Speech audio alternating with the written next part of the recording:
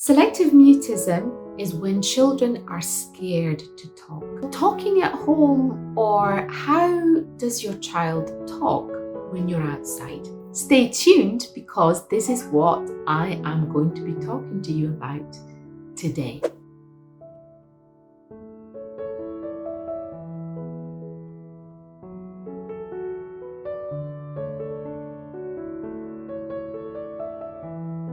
Welcome back to my channel Word Steps, and stay tuned because I'll be sharing more stuff at the end.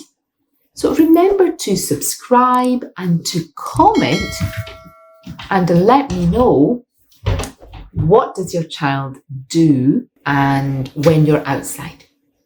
And by the way, if you hear a noise, I've got two kittens that in this beautiful day are catching flies. When we try to understand your child's communication level, we use this scale of confidence speaking, which allows us to understand who does your child speaks to, where does your child speaks at, and when is he speaking, what is he doing, in order to find the right combination.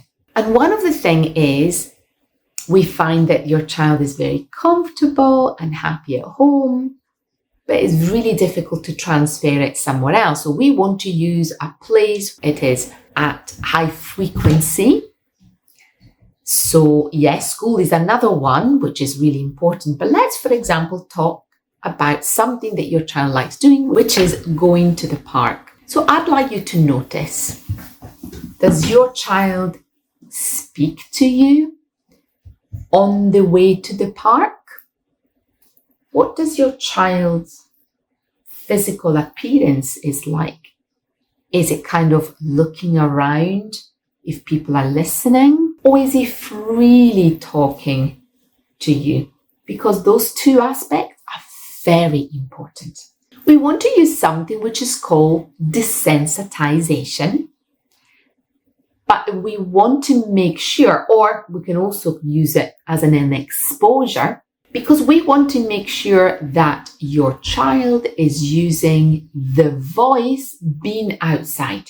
But something that I notice is the parents and teachers focus on the child speaking to them. But we need to take a step back and think, really the first step is to make sure that the child is using the voice outside or in an anxiety-provoking situation. And we want to use the parent or friends. That's why it's really important to create a good map of communication in order for the child to keep using the voice. Because remember, it's about the fear of having their voice heard to begin with, and the reactions that others would have about what they say and how they say it. So let's look at what that might look like. So let's explore the steps. First of all, you want to be going to the park and having, a little path or a little journey to get to the park, and you want to notice where's your child's communication at. And if your child is not yet talking, you keep commenting on what you see, giving pauses, and then keep talking. Then you want to notice if your child is really quiet, maybe playing a game instead of asking questions, and say, can we spot anything that has a shape? Or anything that has a color? Let's name things that have colors. Or depending on your child's age, you can do something even more simple and say, can we count? Can we count up to 100 by multiples of 10 if your child is at school age? Or can we count how many cars do we see? So you want something impartial, something that is not emotional, something that comes from the front of the brain, which is something logical. Can we name things that they are blue? Can we name things that they are green? And so on and so forth. Can we name things that begin with the sound B? And what you want to do is you want to keep giving the model. Oh, there's a bus. There is a bike. Obviously, you need to think of something that is related to your child's age. That is not too easy, but it's not too hard either. So what is happening there is your child is keep using the voice with you. Whilst you get to the park, you might notice that maybe your child is not speaking to any other children. So you, as the adult that your child speaks to, you want to be the bridge. So you want to make sure that your child is keep talking to you whilst in front of other children.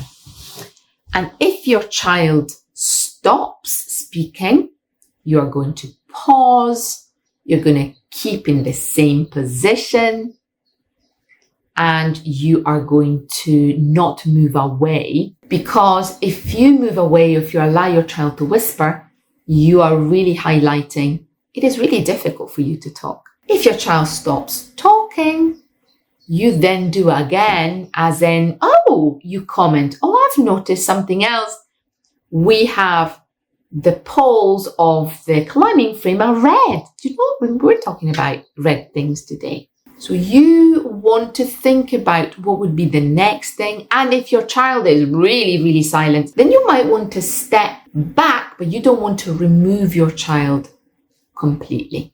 So what we're doing is we're desensitizing and we're using the voice. And this is what all of us that work with children with selective mutism, that's what we do. We don't just work on a one-to-one with a child, but we want to build a relationship and move straight away in everyday life, because life doesn't happen in clinic or doesn't happen online. And this is what I aim to do in my course, Steps to Brave Talking, make you understand how you can create a family dynamic approach that you can apply in everyday life. And I love that. And you will find everything in the description below. But what is that we are doing? We are building the brave muscle. We are exposing your child to that situation, and you want to be applying this all the time. You want to apply it when you go to the supermarket. You want to apply it when you go to the park. You want to apply it as you're walking to school. So you want to make your child feel brave. And when you're on your own, you can say, I felt really brave. The both of us, we were chatting and using our brave voice on our way to school. Now, some children are not ready for that, and that's why therapy is very individualized. But I know for certain that some of the children that I support, they really need to understand what they're doing, and they need to own the fact that they are trying in doing things. So let me know what works for you. Let me know if you've tried it. Remember to comment below and put the age of your child. I'm always so excited to hear about your stories, so come and join me on my Facebook group, Selective Mutism, My Child is Scared of Talking. There is over 1,500 people from all over the world helping each other. And remember that I do support parents, in particular in Scotland. So you'll find a lot of the stuff that I talk about in the description below. Remember to subscribe, share with those you might think might benefit from this video, put a thumbs up, and come back next week, because I do try to post every week, but I certainly have a Facebook Live every week. So I'll wait for you in the next part, where we're going to be talking about outside, but how are we going to communicate? And what kind of questions can we use? Take care.